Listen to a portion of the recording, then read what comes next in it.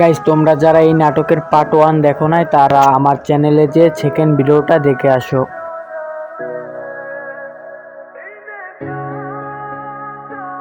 This is for you. আমার জন্য? আমার জন্য হয় কিভাবে? আপনার সাথে তো আমার আজই পরিচয়। এটা কিনলেন কখন? আপনি মজা করছেন তাই না? সময় হলে ঠিক বুঝতে পারবেন। আসি, ভালো থাকবেন, নিজের খেয়াল রাখবেন, আর ভাগ্যে থাকলে আবার দেখা হবে।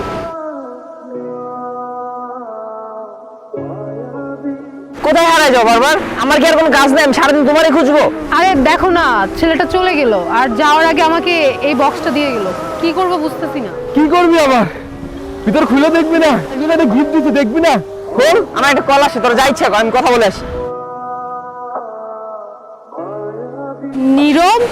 এটা নীরব ছিল? দোস্ত, এটা নীরব ছিল। আমাকে শুধু নীরবই আরো বলে ডাকতো। আমি কত খুঁজছি তোমাকে, কতবার খুঁজছি, আবার এত কাছে নিয়ে হারাই ফেললাম। আরও আমি ছোটবেলা থেকেই খুব ইন্ট্রোভার্টেড ছিলাম, কারোর সাথে কথা বলতে পারতাম না। আর সেখানে আমি তোমায় ভালোবাসতাম, কিভাবে তোমার সামনে গিয়ে দাঁড়াতাম আমি বুঝতাম না। কিন্তু আমি সেদিন এসছিলাম, আমি এসছিলাম, আর চিঠিটা পড়ে সেখানেই দাঁড়িয়েছিলাম। প্রতিদিন আগের মতোই চিঠি দিতাম আর দাঁড়িয়ে থাকতাম তোমার অপেক্ষায়। তো তুমি আর আসোনি, কখনো আসোনি। কয়েকদিন আগেই তোমার খোঁজ পেলাম, শুনলাম তোমার বিয়ে হয়ে যাচ্ছে।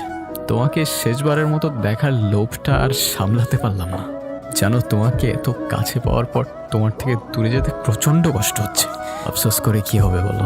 ভাগ্যের লিখন কে খণ্ডাতে পারে? হয়তোবা পারে, জানি না। ভালো থেকো, আর ভালোবাসা নিও, আরও নিজের খেয়াল রেখো। আর হ্যাঁ, এটাই হয়তো আমার তোমায় দেওয়া শেষ উড়ো চিঠি।